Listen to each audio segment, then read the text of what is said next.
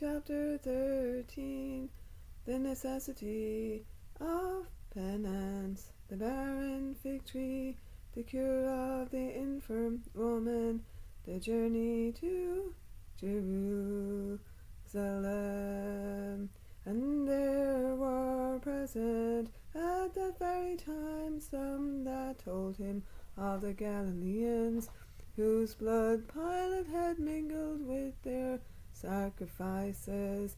And he answering said to them, Think you that these Galileans were sinners above all the men of Galilee, because they suffered such things?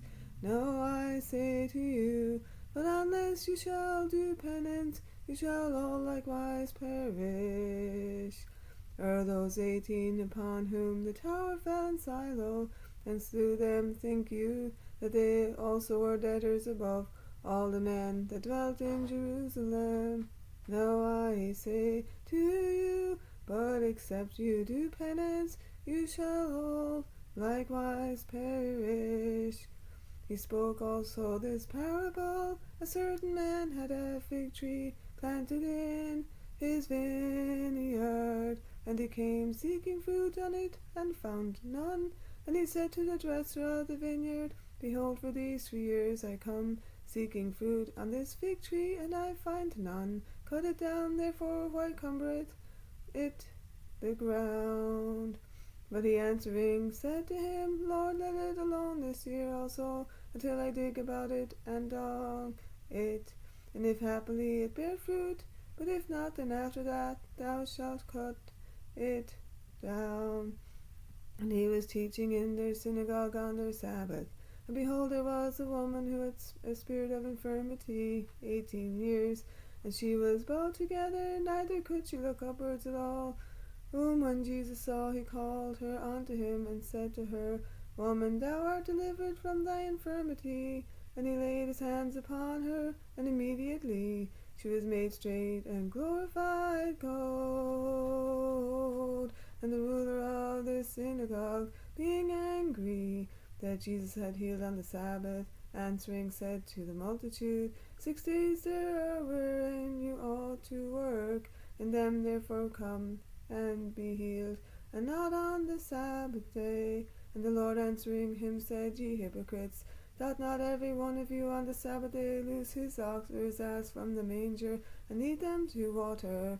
And ought not this daughter of Abraham, whom Satan hath bound, though these 18 years, be loosed from this bond on the Sabbath day? And when he said these things, all his adversaries were ashamed, and all the people rejoiced for all the things that were gloriously done by him. He said therefore, To what is the kingdom of God like, and whereunto shall I resemble it? It is like to a grain of mustard seed, which a man took and cast into his garden, and it grew and became a great tree, and the birds of the air lodged in the branches thereof. And again he said, Whereunto shall I esteem the kingdom of God to be like? It is like to leaven, which a woman took and hid in 3 measures of meal, till the whole was leavened. And he went through the cities and towns, teaching and making his journey to Jerusalem. And a certain man said to him, Lord, are they few that are saved? But he said to them, Strive to enter by the narrow gate. From any, I say to you, shall seek to enter, and shall not be able.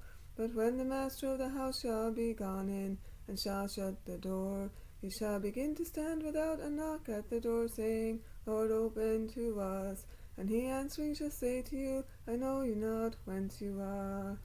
Then you shall begin to say, We have eaten and drunk in thy presence, and thou hast taught in our streets. And he shall say to you, I know you not whence you are.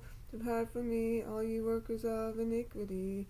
There shall be weeping and gnashing of teeth, when you shall see Abraham and Isaac and Jacob, and all the prophets in the kingdom of God, and you yourselves thrust out. And there shall come from the east, and the west, and the north, and the south, and shall sit down in the kingdom of God. And behold, there are last that shall be first, and they are first that shall be last. The same day there came some of the Pharisees, saying to him, Depart and get thee hence, for Herod hath a mind to kill thee.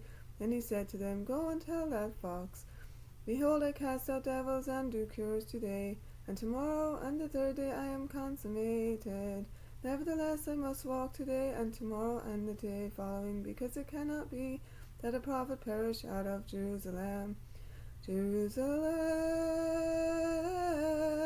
Jerusalem, that killest the prophets, and stonest them that are sent to thee. How often would I have gathered thy children, as the bird doth her brood under her wings, and thou wouldest not.